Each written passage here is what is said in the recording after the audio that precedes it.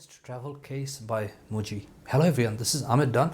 So I was at the Muji store in downtown Toronto and I came across these travel pouch or travel case or travel zipper, whatever you call it.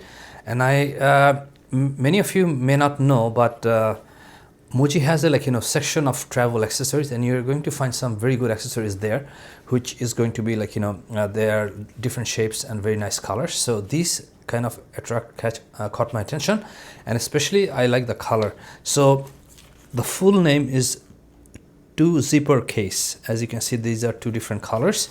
One is big and one small, and it has a mesh net right here, and you can see through. And then it has one zipper here where you can put some stuff, especially something you need to take a look at and have quick access. This can be very good for money or coins. And also there's another zipper which is right here, and here you can put in some more items that you don't want to have a quick look.